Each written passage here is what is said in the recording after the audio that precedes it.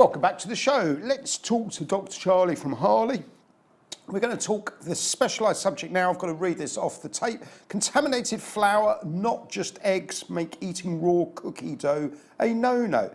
Salmonella easily transmitted. Yep. What else do we think we will find to be extremely bad for us in the future that is seen as the norm now? And obviously AA Gill talking about raw milk. Yeah, I think what's happened is there's a trend to rawness. So everyone wants to say, let's go back to being natural. It's kind of almost an extension of the original organic argument.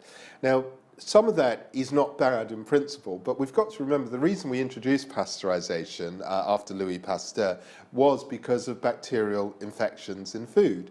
And in the old days, when you used to have your milk top dropped off by the milkman and the birds started pecking in it and then infecting it, that again wasn't a good thing.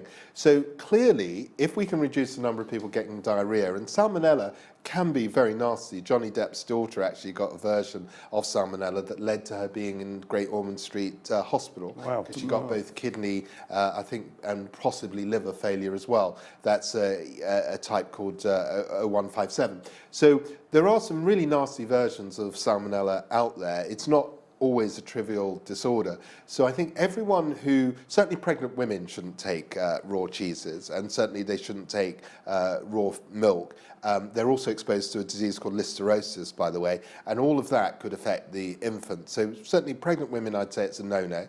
Anyone who's got a known history of immunosuppression, whether it's HIV or someone on high doses of steroids, for example, again, I would say it's a no-no.